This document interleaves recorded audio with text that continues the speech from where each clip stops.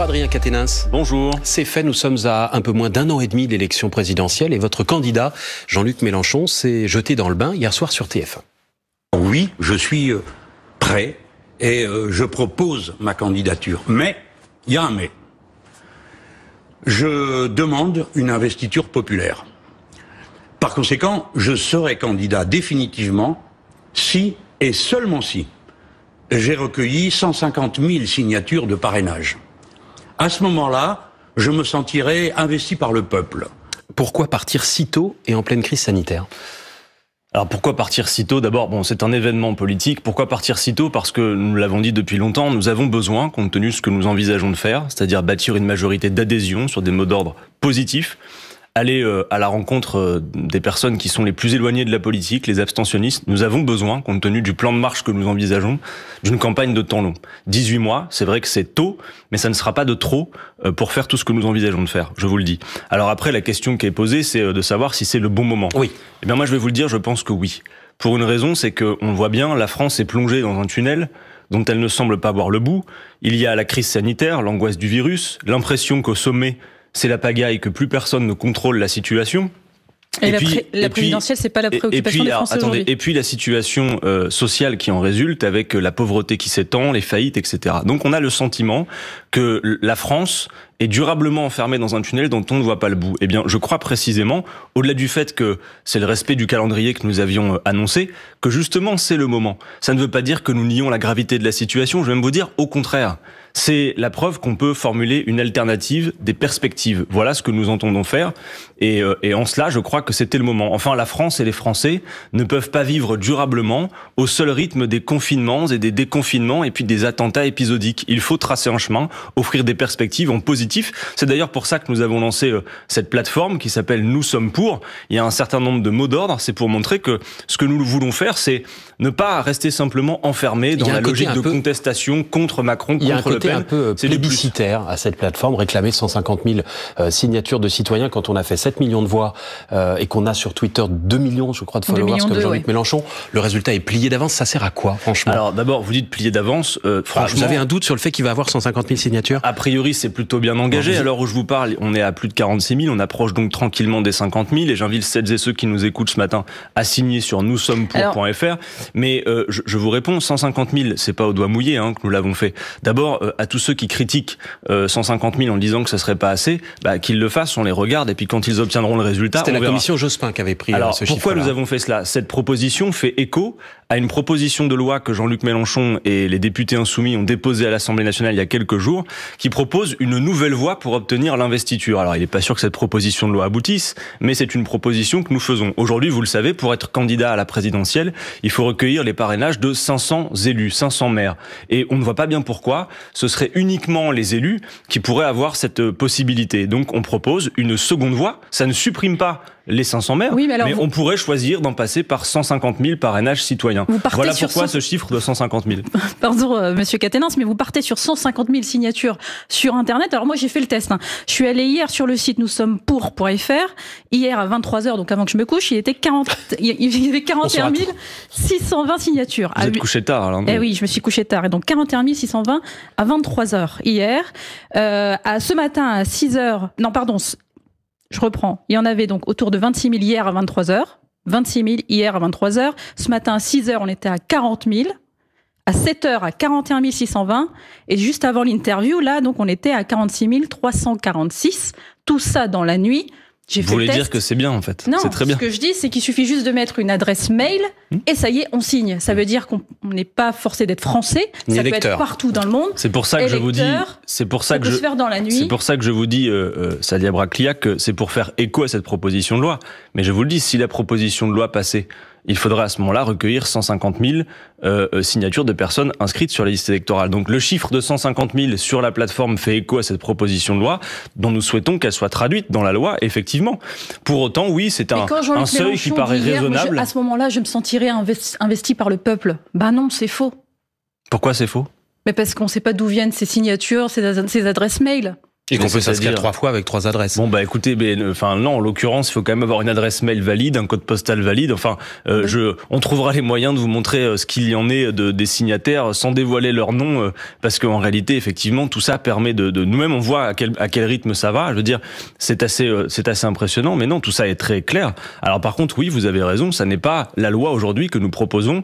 Il ne vous a pas échappé que nous ne sommes pas dans la majorité, nous sommes dans l'opposition. La loi que nous proposons n'est pas aujourd'hui votée à l'Assemblée, mais le moment venu, et pourquoi pas lors de notre niche parlementaire, nous la proposerons. Nous souhaiterions effectivement qu'il soit possible de recueillir 150 000 parrainages citoyens en lieu et place des 500 signatures de maires. Et puis à tous ceux qui jugent que par ailleurs, signer 150 000 sur une plateforme, ça n'est pas assez, peut-être qu'on fera beaucoup plus, ce qui montrera à ce moment-là que c'est véritablement un exploit. Mais à tous ceux qui le disent ce matin, allez-y, on vous regarde, faites-le.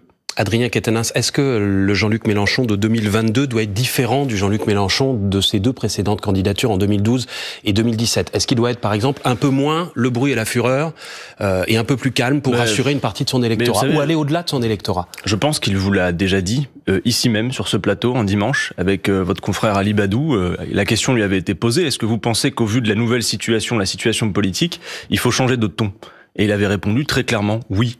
Et depuis le mois d'août, et la rentrée politique que nous avons faite à Valence avec nos amphis d'été, Jean-Luc Mélenchon a dit qu'il était temps d'en passer, disons, de la saison de la conflictualité, pas que la controverse n'existe plus en politique, à la saison des causes communes. Donc la République, c'est moi, les esclandres, les coups de gueule au moment de sa perquisition, c'est terminé, ce sera pas le visage qu'il donnera pendant la campagne. Fauvel, très franchement, si vous résumez 40 ans d'une vie politique, d'une vie de combat, d'une vie de persévérance, qui fait que Jean-Luc Mélenchon aujourd'hui est l'homme d'expérience qu'il est, le pôle de stabilité qu'il représente. Si vous résumez 40 ans de vie politique à une séquence de 40 secondes qui a tourné et qui a été y compris tournée en dérision par beaucoup de médias, très franchement, je crois que c'est mal voir, y compris ce qu'est Jean-Luc Mélenchon. À tous les grands moments de tumulte du pays, vous ne pouvez pas dire le contraire, vous avez vu Jean-Luc Mélenchon à la hauteur, dans la posture d'un homme d'État. Je pense à chaque fois qu'il y a eu des attentats. Je me souviens par exemple de sa prise de parole dans l'hémicycle au moment de la mort de monsieur Arnaud Beltrame. Oui, nous avons Jean-Luc Mélenchon, quelqu'un qui a l'expérience, qui a autour de lui maintenant des équipes constituées prêtes à gouverner et qui a, je le pense, l'espace politique et les bons mots d'ordre pour répondre à la situation du pays. Voilà ce que nous disons et voilà pourquoi nous formulons ce vœu que ce soit en positif que cette campagne se fasse. Nous sommes pour.fr avec un certain nombre de mots d'ordre qui, je le crois, sont très adaptés au moment. Adrien Quatennens, vous restez avec nous, il est 8h40, Mélanie Delaunay pour le Fil Info. France Info. Le 8h30 France Info, Salia Brakia, Marc Fauvel. Toujours avec Adrien Quatennens, député de la France Insoumise du Nord. Alors il y en a un autre à gauche qui a envie de s'engager pour 2022, c'est Arnaud Montebourg. Il est de retour, écoutez. Les idées que j'ai portées pendant 25 ans, aujourd'hui elles sont majoritaires. Elles sont dominantes même. Et la marche du monde les valide. Que ce soit aux États-Unis ou ailleurs, en Angleterre, la démondialisation, la refondation dans une nouvelle république, le Made in France. Est-ce qu'il faut laisser les trains passer ? La réponse est non, il va falloir s'engager. C'est un concurrent ou un allié, Arnaud Montebourg ? Je pense que ce serait très bien que nous fassions équipe, parce qu'on le voit, il a raison, les idées de la démondialisation, du produire en France sont des idées qui s'étendent, sont des idées que nous portons à la France Insoumise depuis longtemps. Et donc moi je considère que, en tout cas quand j'entends Arnaud Montebourg et ses passages médiatiques, que l'espace politique qu'il occupe est un espace politique que nous occupons déjà. C'est la même ligne que Jean-Luc Mélenchon. Écoutez, je le crois. Alors à ceci près qu'il y aurait des éléments qu'on pourrait discuter. Je sais qu'Arnaud Montebourg est pour la 6ème République, mais pas convaincu par la nécessité d'une constituante, c'est-à-dire le fait que ce soit le peuple lui-même qui la refonde. Il pense que ça peut venir par le haut, comme lorsque nous avons fait la 5ème République.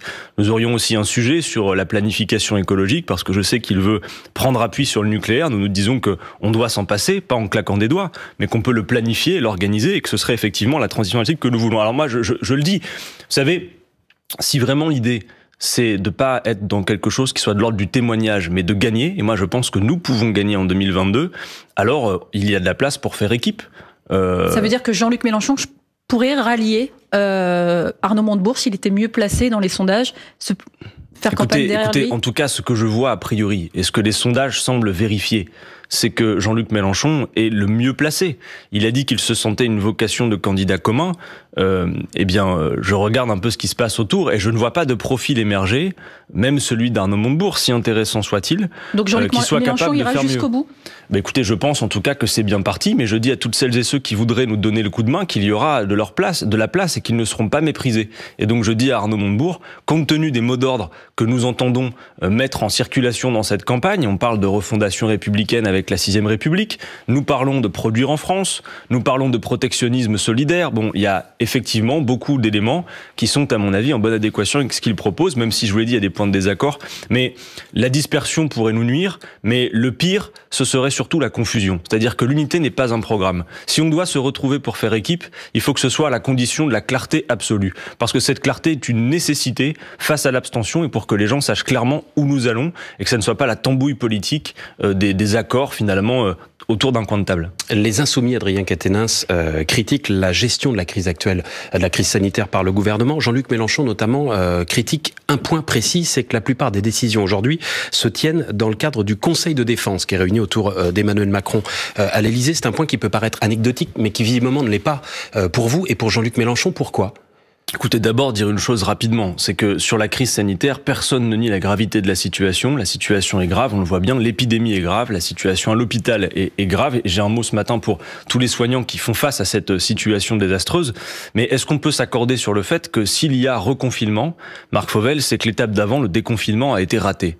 Parce que sinon, nous n'aurions pas eu besoin de reconfiner. Il y a beaucoup de choses qui n'ont pas été faites. Nous avions dit à l'aube du déconfinement, il faudra planifier en cas de seconde vague. Il y avait des choses à faire, je ne vais pas être trop long, mais par exemple à l'école, les protocoles sanitaires avaient été abaissés alors que les professeurs demandaient qu'ils soient augmentés. On aurait pu faire des choses très intelligentes. Par exemple, recruter des accompagnants scolaires comme ça a été fait en Italie pour dédoubler les classes. Si nous n'avions pas la place pour la distanciation sociale, réquisitionner des locaux pour le permettre. Dans les commerces aussi. Enfin, qui va nous faire croire qu'on risque plus de se contaminer dans un petit commerce que dans une rame de métro tous les matins bondée où la distanciation n'est pas possible. Donc si vous voulez, le déconfinement a été raté et le reconfinement semble incohérent, et ce qui met en péril la discipline sanitaire. Des décisions, c'est-à-dire le Conseil de défense. Qu'est-ce que vous lui reprochez ? Nous avons là un vrai sujet. Oui. Le Conseil de défense est une instance qui a été créée en 1959 pour les décisions militaires. Il y a là-dedans le président de la République, le chef d'état-major des armées, des gens par ailleurs très talentueux et compétents, quelques ministres à discrétion du président, mais ça n'est pas un cadre qui est fait pour prendre des décisions d'ordre sanitaire. Ce sont des décisions de stratégie militaire. Le virus n'a pas de stratégie militaire. Nous sommes en guerre, c'est ce qu'a dit Emmanuel Macron. Il a beau le dire, non, nous ne sommes pas en guerre. Nous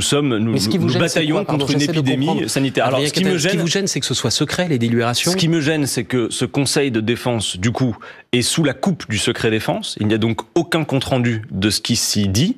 Les personnes, d'ailleurs, qui en sont membres, si elles parlaient, seraient potentiellement condamnables. Et il y a leur irresponsabilité pénale du point de vue des décisions qui sont prises. D'ailleurs, j'interroge Salia Braclias, c'est que vous avez vu qu'il y a eu lors de la première vague des mises en cause, des citoyens qui ont porté plainte contre un certain nombre de membres du gouvernement. C'est le cas d'Édouard Philippe, d'Olivier Véran, d'Agnès Buzyn. Je me demande si l'usage immodéré de ce Conseil de défense n'est pas finalement justement une manière pour Emmanuel Macron d'éviter ce genre de mise en cause, parce qu'il le convoque extrêmement régulièrement. Depuis il y a quelques mois, c'était une quarantaine de fois, y compris à chaque fois qu'il y a des décisions prises. Et à l'Assemblée nationale, nous ne décidons de rien. Nous avons fait 11 Les lois ne sont pas votées aujourd'hui à l'Assemblée nationale. Les lois qui sont décidées. Les lois qui sont votées, Marc Fauvel, sont des lois d'état d'urgence sanitaire qui consistent en gros à donner un blanc-seing au gouvernement. Quand M. Castex est venu recueillir notre suffrage la dernière fois, nos votes à l'Assemblée nationale, nous n'avions aucun texte sur lequel nous pouvions faire la moindre proposition. Et je vous demande d'entendre. Il a fait un discours en détaillant les mesures qui étaient. Mais il a fait un discours en détaillant les mesures, mais vous supporterez que, compte tenu des ordres et contre-ordres, de tout ce qui s'est mal passé jusqu'à présent. Vous n'avez pas cru le Premier ministre ? Mais il s'agit de dire qu'on ne peut pas accorder une confiance absolue à une équipe qui nous a raconté il y a quelque temps que les masques étaient inutiles, faussement protecteurs, qu'il fallait pas en mettre, qui ensuite nous a dit qu'ils étaient obligatoires, qui nous dit qu'on peut aller dans les transports en commun mais pas acheter des livres dans une librairie. Bref, enfin, si vous voulez, y compris ce qui nous inquiète, c'est que parce que nous voyons que la situation sanitaire est grave et que la discipline sanitaire est nécessaire, ces incohérences du gouvernement mettent en péril la discipline sanitaire et donc notre sécurité sanitaire tout simplement. Voilà ce que nous disons. Tout cela, Adrien Quatennens a fait dire récemment à Jean-Luc Mélenchon, je le cite, qu'un régime autoritaire de type nouveau s'est mis en place. Qu'est-ce que le régime d'Emmanuel Macron a aujourd'hui pour vous d'autoritaire ? Est-ce que quand vous venez sur ce plateau le matin, vous recevez des coups de fil pour vous dire n'y allez pas ? Est-ce que la justice est aux ordres aujourd'hui d'Emmanuel Macron ? Est-ce que la Constitution est bafouée, piétinée sur ordre du chef de l'État ? Qu'est-ce que le régime d'aujourd'hui qui fait qu'on vous invite à 8h48 sur une chaîne publique à d'autoritaire ? Oh là là, vous avez le droit à la caricature, Marc Fauvel. Accordons-nous sur le fait que depuis 2017, toutes les lois, beaucoup de lois qui ont été prises, font que l'État dans lequel nous sommes aujourd'hui est un État où les libertés sont restreintes comme rarement elles l'ont été. Voilà, je veux le rappeler. Et y compris sur la décision politique, vous savez, même en temps de guerre, Marc Fauvel, même en temps de guerre, le Parlement délibérait et se réunissait, y compris sur les bonnes mesures à prendre. Donc oui, il y a à la fois finalement la négation du Parlement dans ses fonctions les plus fondamentales, qui finalement simplement donne un blanc-seing au gouvernement, est une chambre d'enregistrement de ses décisions, et puis il y a de plus en plus de lois liberticides. Enfin, notez qu'à cette heure, en quelque sorte, par l'état d'urgence sanitaire, le gouvernement décide de tout pour vous, de l'heure à laquelle vous devez rentrer chez vous, de combien de personnes vous avez le droit de voir, de ce que vous avez le droit d'acheter ou pas, de ce qui est essentiel ou pas. Oui, c'est liberticide. Et oui, nous pensons qu'il faut maintenant des alternatives au confinement. Par exemple, si les Insoumis aujourd'hui étaient à l'Élysée, oui, on ne déciderait pas formidable. J'imagine pour vous, on ne déciderait pas de confiner, on ne donnerait pas d'heure limite. Dites-nous à quoi ressemblerait votre reconfinement. Bien sûr. Alors, de deux choses l'une. D'abord, vous dire que sans doute, si nous étions aux affaires, faudrait savoir depuis quand, parce que si nous y avions été depuis l'aube du déconfinement... Allez, vous avez gagné. Jean-Luc Mélenchon n'a pas fait 4e à la dernière présidentielle, il a gagné. Qu'importe, vous êtes à l'Élysée depuis le début de la crise. 4 ans maintenant.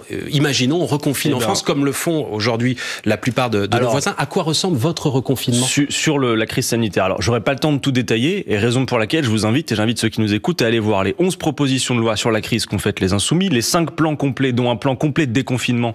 Il y a un peu de littérature, vous aurez de la lecture, que nous avons proposé, 4 guides, dont un guide de protection des salariés et un rapport de 180 pages. Une fois que j'ai dit ça, je vous ai dit, pour nous, il faut trouver des alternatives au confinement. Le conseil scientifique, Marc Fauvel, vous avez peut-être lu son rapport fin octobre, nous alerte en disant la 2e vague qui est en cours, elle se finira peut-être pas avant le début de l'année prochaine, puis ensuite on aura peut-être une 3e vague à l'hiver et pourquoi pas même une 4e au printemps. C'est quoi l'alternative au confinement? Donc est-ce qu'on peut se dire que c'est raisonnable de considérer que la France peut pas être mise en confinement comme ça régulièrement et qu'il faut bâtir des alternatives au confinement. Laquelle? Eh bien lesquelles? Par exemple, un protocole sanitaire hyper exigeant dans les commerces. Monsieur Bruno Le Maire, c'est absurde. Il y a déjà des protocoles sanitaires. Non, ils ont fermé là. Ils ont fermé. Vous voyez, dans une librairie, dans un petit commerce non indispensable. On voit bien que là, avec le reconfinement, il y a une forme de ralentissement de l'épidémie. Est-ce que ça, vous saluez ça? Mais si tout ce qui permettra de vaincre ce virus, évidemment que nous le saluerons. Mais Salia Braclia, admettez qu'il y a une incohérence fondamentale pour les Français, à voir qu'on peut aller chaque matin. Enfin, vous voyez ces images. Peut-être vous prenez pas les transports en commun. Si vous les prenez, vous le voyez.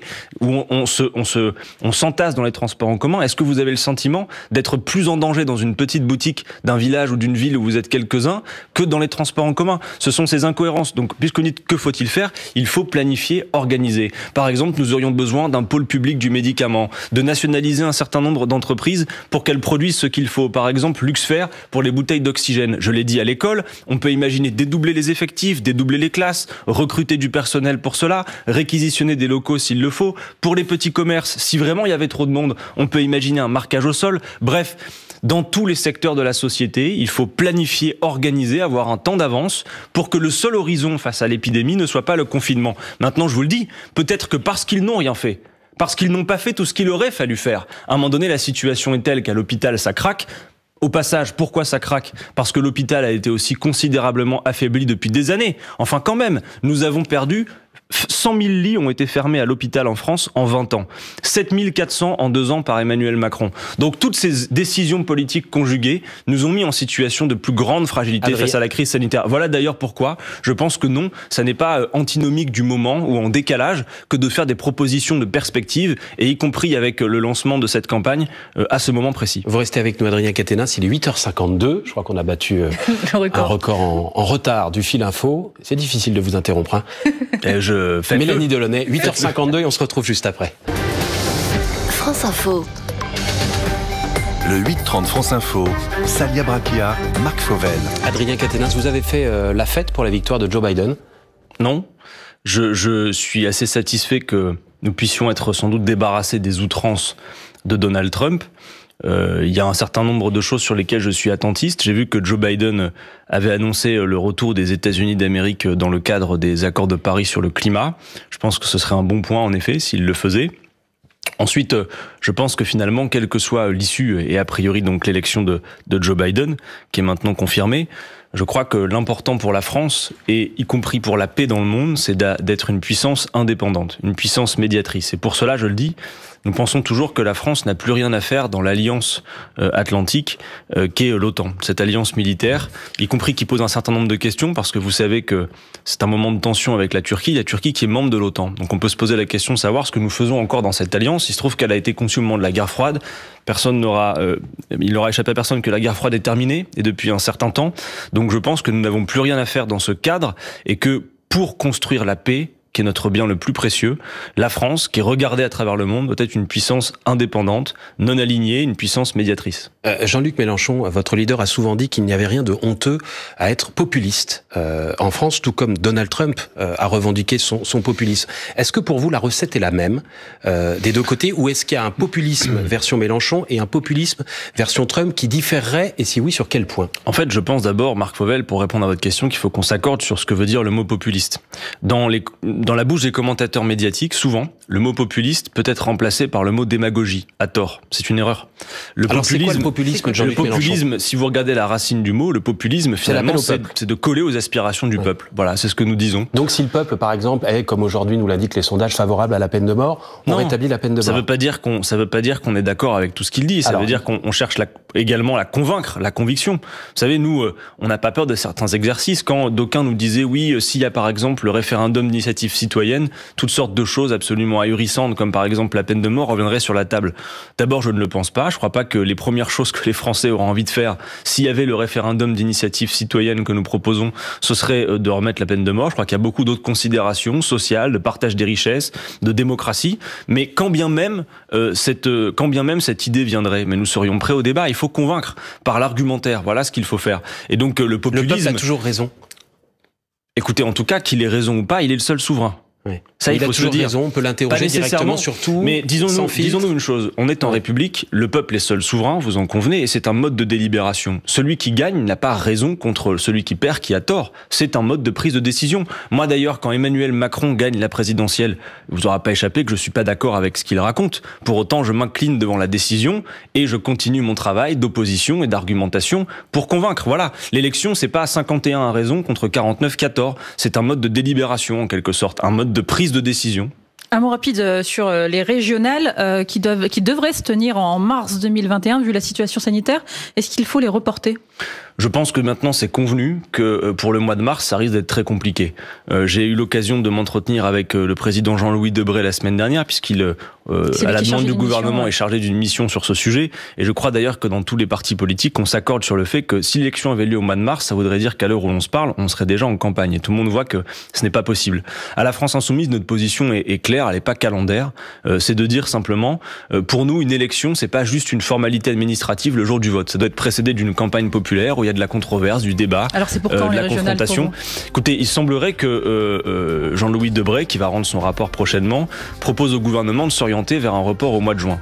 Moi, j'alerte simplement sur le fait que la dernière fois qu'on a été confiné, c'était au printemps, ce qui veut dire que le printemps n'est pas signe forcément que l'épidémie s'arrêtera. Et on a voté pour le second tour des municipales fin juin finalement. Et à la lecture du rapport du Conseil scientifique, on nous dit que la 4e vague pourrait se situer à cet endroit-là. Donc, vous en êtes déjà à la 4e. Le Conseil scientifique en parle, Marc Fauvel. Moi, je ne fais que lire les documents du Conseil scientifique. Il y a 15 pages, ça va vite à lire, mais ils en parlent. Vote par correspondance ou pas, comme le suggèrent aujourd'hui certains Ce partis. pourrait être une idée, en tout cas tout faire pour que le moment venu, on puisse faire une véritable campagne populaire, qu'on fasse savoir qu'il y a une élection, parce que on peut pas s'accommoder de l'abstention. C'est le rôle de l'État et du gouvernement de faire en sorte que les gens s'inscrivent sur la liste électorale. Je sais que compte tenu de la sociologie de l'abstention, certains s'en accommodent très bien et ne veulent pas la combattre. Alors que nous avons justement cela à faire. L'abstention touche d'abord les jeunes, les milieux populaires, les ouvriers, les employés. C'est eux qui doivent se mobiliser et c'est notamment à eux que nous en appelons. Donc après, on verra bien. Il y a aussi des considérations de compte de campagne qui risquent de se superposer entre la présidentielle et les régionales.